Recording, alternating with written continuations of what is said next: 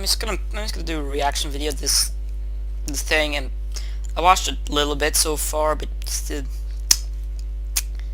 yeah, prepare for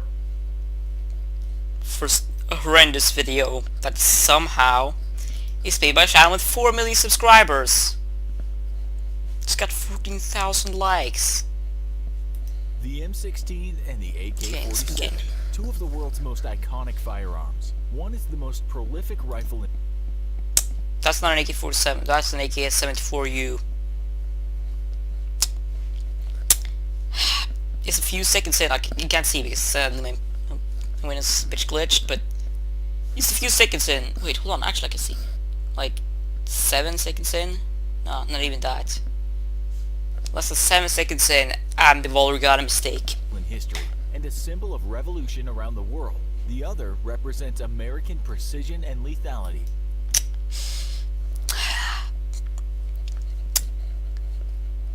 Bit of American bias. Also in Infographics show videos. Throughout the latter half of the 20th century, both weapons came face to face on battlefields from Asia to the Middle East. But which is the superior? Hey, look at that! That's an AK-74! I haven't even showed a single AK-47 yet. In the video, discuss the M16 versus the AK-47. Hello and welcome to another episode of the Infographics show. Today we're taking a look at the M16 versus the AK-47. During World War II, German research showed that most firefights occur within 400 meters. Yet the rifle used by armies around the world were all engineered for conflicts far outside of this range, and ultimately overpowered for the reality of... I mean, I don't really think the rifles were meant to be fired far necessarily, since to me they don't have any optics, but they could certainly do it, yeah. War. The only other option at the time was this... And the only other option at the time was a submachine gun. That's what they say. But did they forget about the machine gun? And the auto rifle? The auto rifle is basically an assault rifle with a higher caliber. Submachine gun, whose high rate of fire was devastating in close quarters, but its low range and accuracy made it impossible to use at ranges past 50 meters. The Germans also, submachine guns were actually possible to use beyond range 50 meters, believe it or not. It's just some did have some problems with it, but people well engineered submachine guns. Needed a new weapon, and thus the assault rifle was born. The Germans would go on to marry the high rate of fire of the submachine gun with the long-range accuracy of a standard rifle. Nope. Just nope. They basically took the auto rifle and made it smaller for lower recoil. They combined the auto rifle, the good parts of the rifle with the auto rifle and some of the good parts of submachine guns. That's what they did.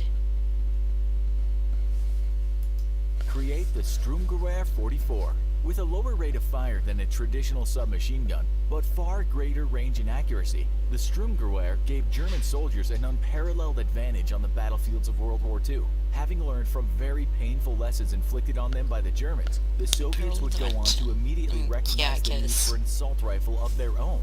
After auto rifles are pretty good too. A 7.62mm cartridge. Soviet gun. Hey! Fun fact, by the way, now they're showing the AK-74U again. Didn't fire 7.62 by 39 rounds. It fired 5.45 Warsaw Pact rounds. Gunsmiths developed which are way smaller. Which entered production in the early 1950s. The weapon featured both semi-automatic and fully automatic. They say that the AK-47 entered production early in this. Hold on, I'm not sure about that. I'm not sure about that.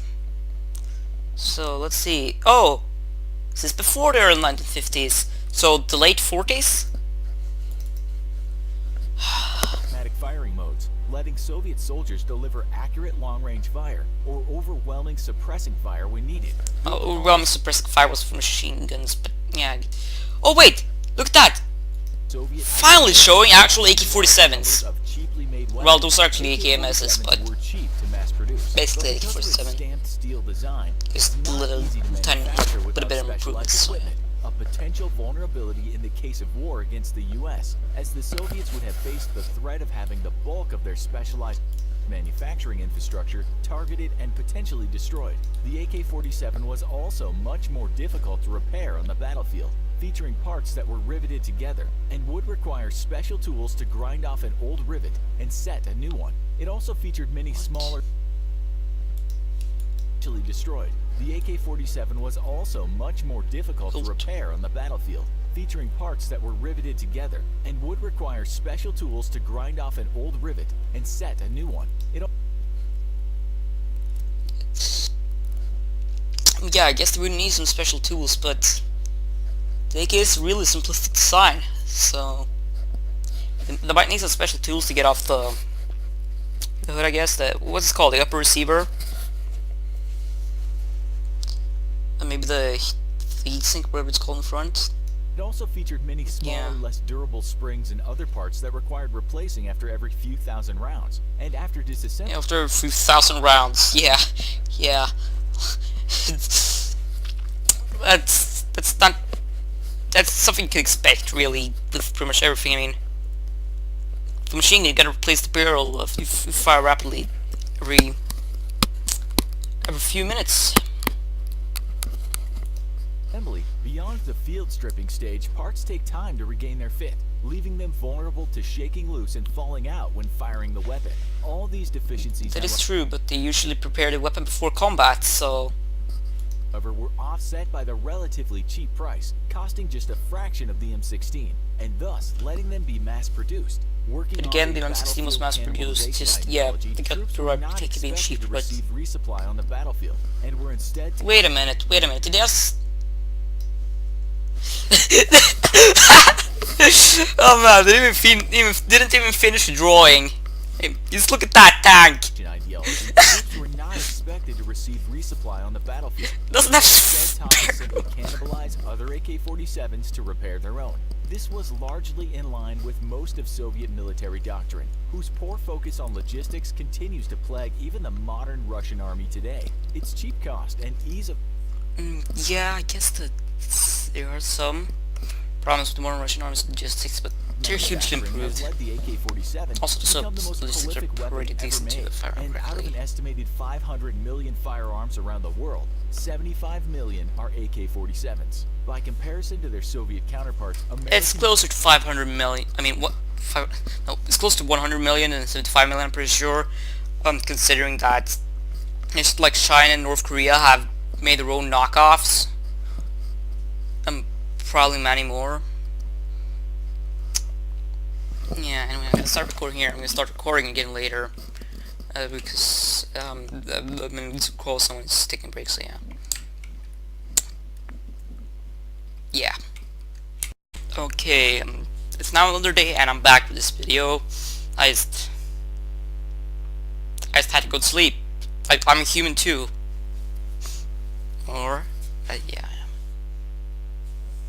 American military planners were much slower to adopt the idea of an assault rifle for infantry. Having failed to learn the lessons of World War II, American GIs would go on to fight in the jungles of Vietnam and Korea, where the AK-47... I mean, I'm saying that it is true. ...would be used to devastating effect against inferior equipped American infantry. Equipped with the M16, a rifle with a 20-round magazine and fully automatic fire capacity, American soldiers found that they could not compete with the superior AK-47, completely uncontrollable at full auto fire, and without the ability to carry enough ammunition. In most combat, I'm gonna say that the M14, it could be better at ranges, you know, 300 meters. I mean, 300 meters and worse. Other than that, the AK is pretty devastating in close quarters, so like compared to full rifle caliber, it's much more recoil, and it also has a longer barrel, I think. So yeah, this really actually makes sense. Fire superiority over the AK-47, the M14 was a significantly inferior.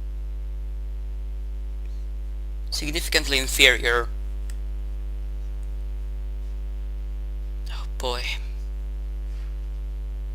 The M40 could do good, especially in like open fields. A lot of combat was fought in jungle, but also a lot of combat was fought in fields. So yeah, I guess I would say that the M14 was better in certain situations during Vietnam. But the AK could, like, it was better, I guess. It was decent at everything that you needed to do in Vietnam. Like, even good at it, so yeah. Your weapon and costing It's inferior, but not significantly American inferior. lives. The U.S. Army quickly drew up requirements for a new battlefield rifle and reconsidered a 1957 request by General Willard G. Wyman to develop a 5.56mm select fire rifle weighing no more than 6 pounds when loaded with a 20-round magazine. The rifle had to be able to pierce a standard U.S. helmet at a range of 500 yards and retain a velocity in excess of the speed of sound. This request resulted in the development of the Armalite AR-15 rifle, which, while overwhelmingly superior to the M14, the Army still opposed its adoption. It wouldn't be until 1963 that Which they opposed its adoption, took more shots down an enemy. Secretary of Defense Robert McNamara. Wait a minute. Look, it's still going after the assembly line. Look at that. That's. Is she there? The assembly line is just further. This was kind of lazy. I mean, it's definitely more than I can do visual designing, but it was parts of it were quite lazy, to be honest. 1963 that Secretary of Defense Robert McNamara personally ordered a halt to M14 production, that the AR-15, redesigned and redesignated as the M16, that the US would finally have a battle rifle to match that. They had a battle rifle, and that was the M14. The M16 is an assault rifle. Oh my god.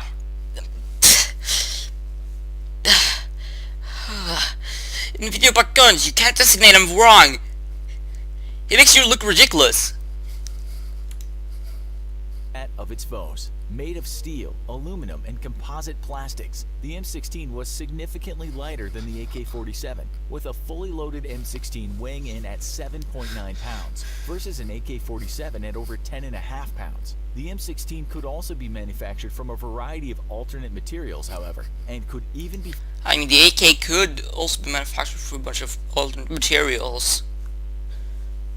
You know, instead of having the wooden on a gun, you can replace it with some kind of, plastic as well. Which they actually did that. It was a bit later with the AK-74, but theoretically you could be able to, plastic hangars shit. Emergency. It required very little specialized equipment, which allowed small-scale manufacturers to easily produce large numbers. This would have proven to be critical in a major war against the Soviet Union, as it would have almost been impossible to... I'm not an expert on M16, to be honest.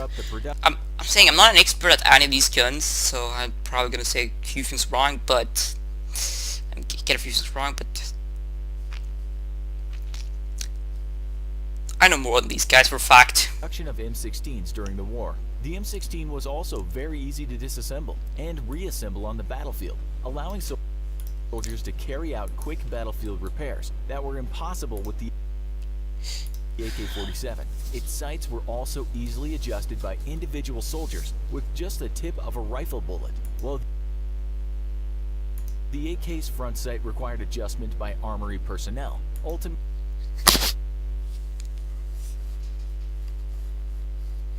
talking about the front sight, okay.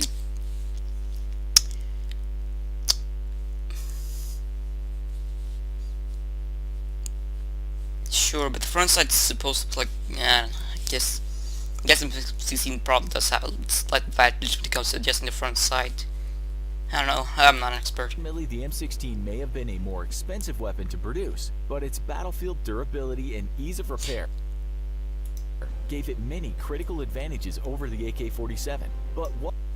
Durability needs a repair. Easy repair? No, I think the AK was a bit more easy to repair. Like, I don't know. Personally, I don't know. But the AK is a more simplistic design, so it should be easy to repair. That's all I'm saying. I can't be sure though. But the M16 especially the original one, was not very durable. It's famous for the malfunctioning of the weapon. Soldiers preferring like the M14 over it with the original M16. It was even the case with for some soldiers with the M16A1 because, well, prefer the M14 because bigger ammo, I guess. But no, the original M16 was not very durable at all. It's not very durable. What did the Not even the modern, I mean, the M16A1 is that durable. I mean, it definitely is not as prone to malfunctions as the original, but you drop it and there's a chance that weapon won't function anymore. Whereas the AK, because it's simplistic design. Once again, it's more durability. First tell us, how does the AK-47 stack up to the M16 on the range, and which is the better weapon? I know for With fact its larger caliber, really the AK-47 7.62mm round. Also, they should have stated 7.62 by 39 and not 7.62 by 51, which NATO uses, or 7.62 by 54, which is the Warsaw Pakistan rifle round. So yeah. Greater penetration power at close to medium ranges than the M16's 5.56mm round at 10 meters. Greater penetration power. Probably shorter ranges, but An AK can penetrate 29 inches through ballistic gelatin with no fragmentation of its bullet. The M16, on the other hand, can okay, I'm back. only penetrate 14 inches, and its Yeah, I bullet can will only almost certainly fragment penetrate against sandbags at 100 meters. 14 inch, whatever, in closer An ranges. AK can penetrate 13 inches without fragmentation, while an M16... Or the build of the AK, it will drop more since it's heavier and it also it's gonna have more dragon. I'm back yet again. Kind of getting interrupted today. round can only penetrate 4 inches with complete disintegration. However, with its far lower muzzle velocity of only 2,350 feet a second versus the M16's 3,150 feet a second, the M16 enjoys far greater penetration power at longer ranges than the AK-47, able to penetrate both Fucking adverts. sides of a steel helmet at 300 meters and one side up to 500 meters away, and the AK only able to penetrate both sides of a steel helmet at 200 meters and one side at 400 meters. A higher muzzle velocity means greater range, something the M16 trumps. Can they stop showing the wrong weapons, please? The AK-47 in, with a maximum effective range of 460 meters versus 350 meters, designed to be good enough to hit an adult male in the torso at a range of 300 meters. Accuracy is not the AK-47's strong suit, and expert operators still have difficulty placing 10 consecutive rounds on target at these ranges. The M16 on the quote-unquote expert operators. The AK could most definitely, I mean, it's most definitely more accurate than they say it is. I'd be saying that bullets traveling pretty fast, even after a few hundred meters. I mean, what, like, the speed is, it's traveling faster than the speed of sound, and the speed of sound is like 341 meters per second. So just 1 second will have traveled further. So I'm pretty sure I got a book somewhere that states that the effective range of an AK-47, where you will be able to hit most shot, will still be an effective weapon, basically, is quite a lot further, extends out to 500 meters, something like that. Which, I mean, I'm pretty sure that's more like the effective range of an AK. On the other hand, has been called one of the most accurate rifles ever created, and with its light recoil, Most accurate rifles ever created. I don't know. Maybe one of the most accurate assault rifles ever created. Which, I mean, is part of that, it's true, yeah. velocity, and flat. It's fairly trajectory. accurate. U.S. soldiers in Fallujah during the Second Iraq War were routinely landing so many headshots on insurgent forces with such incredible accuracy that it wasn't until wounds were closely examined that observers realized the enemy fighters had not been executed. At 100 meters, an M16 can place a 10-shot group with an accuracy of 4.3-inch dispersion, while an AK-47 manages a far greater dispersion of 5.9 inches. Accuracy further falls for the AK. Dang. Those must be some terrible shots. At greater ranges, with an AK-47 managing a dispersion rate of 17.5 inches for a 10-shot group at 300 meters, versus the M16's 12.6 inches at the same distance. Hit probabilities for an AK-47 are also far lower than an M16. They put a hit probability on the M16 100%. 100% at 300 meters. Yeah. Give an M16 to a baby. It won't hit shit at 300 meters range.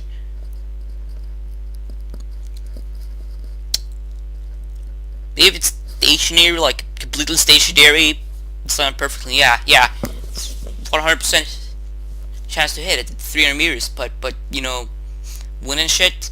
I don't know. The wind could most definitely do something. The AK's 94%. I mean, this is closer probably to what the chance is if you're aiming directly at a target. 94% chance to hit. This is definitely closer than 100%, but. With an AK having a hit probability of 94% at 300 meters versus the M16's 100%, 82% at 400 meters versus 96%, and 67% at 500 meters versus 87%. Both weapons feature a selective firing lever, which allows yes, the M16's more accurate. I know that, but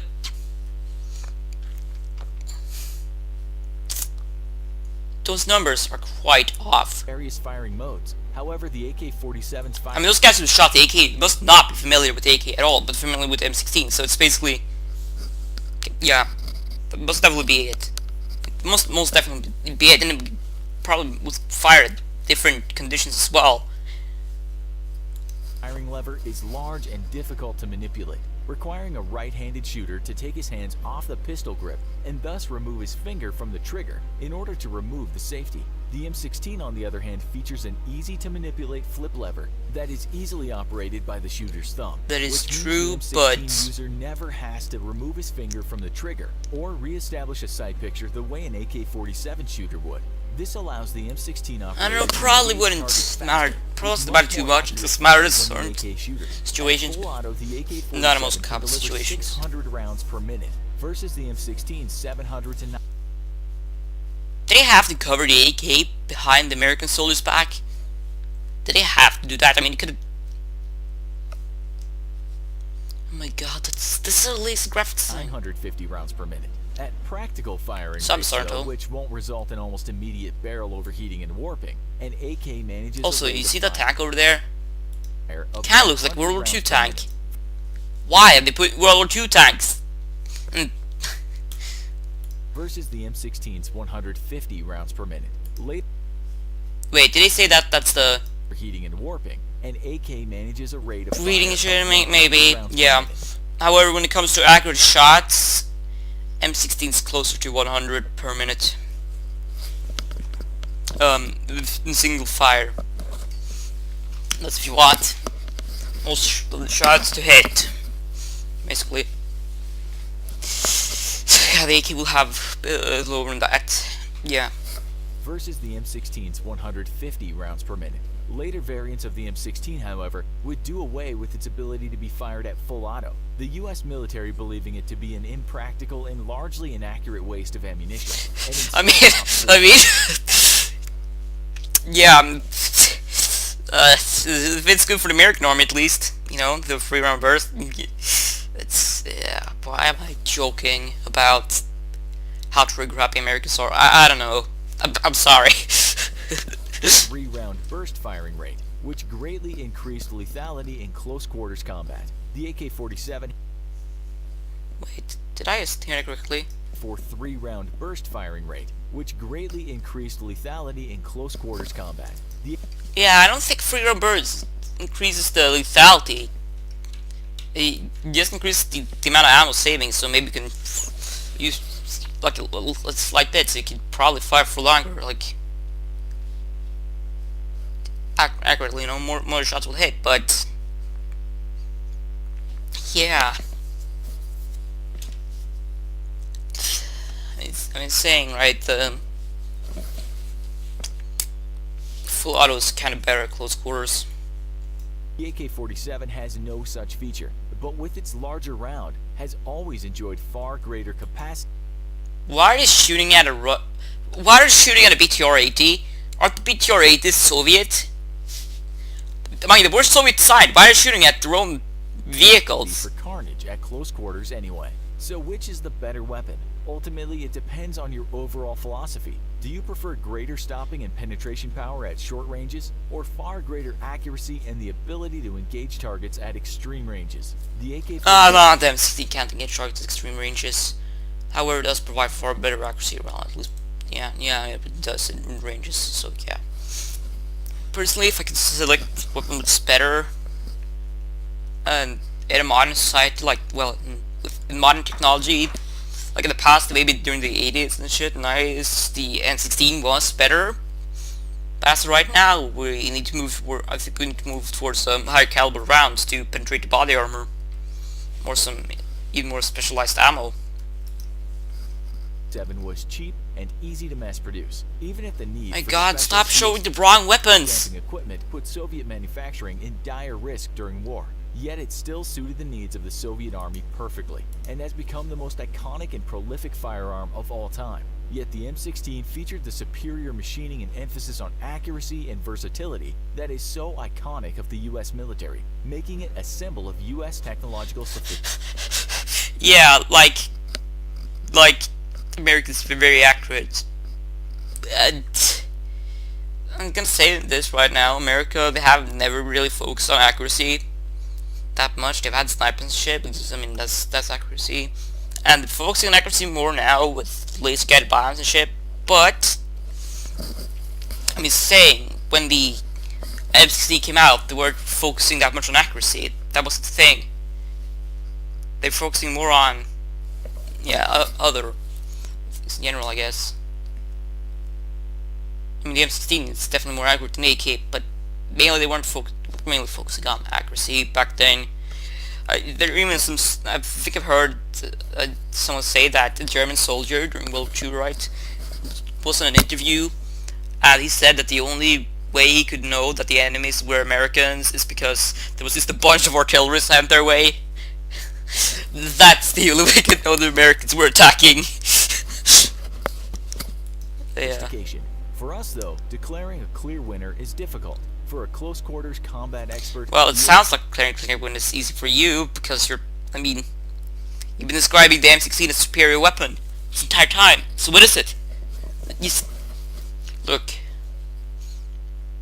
you can't bombard us with saying, yeah, this gun is better, but then saying, we can't conclude which gun is better. That's just not the way things work in the Infographics show. AK-47's larger round and increased lethality in close range helps ensure a first hit incapacitation that is so critical in CQB scenarios, while the M16's burst fire mode helps bridge the gap between the two weapons. Burst fire mode didn't come until like the A4, The AK's, which I mean, I don't know when that came out. Probably during the 90s though. I'm gonna say it came out during the 90s. So at that point, the Soviet Union had already fallen, and AK-47s weren't in production. I mean, times completely different. Yet I would say that the AK-47 platform is kind of superior today. Well, the AK platform is superior to the AR-15 platform. I mean, just the AR-15 platform, America's thinking of dropping it, whilst the AK platform is still standing strong around the world today.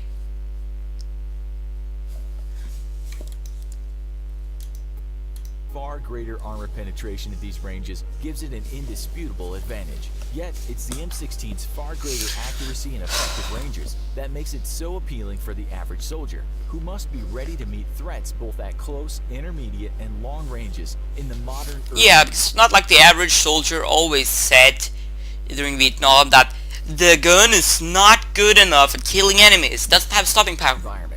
Oh, by the way, the Viet Cong and V8 didn't have very much body armor at all. The fact that they say that used to really show something. AK's deficiencies in these areas, Now you said you couldn't decide. Now you what the fuck? Repairs inevitably forces us to declare the M16 a slightly superior firearm over the AK47. What do you think is the better weapon? Which would you?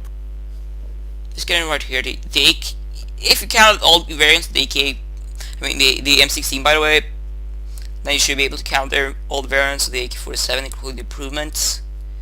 So, yeah, considering improvements, the AK platform can easily become better than the AR platform.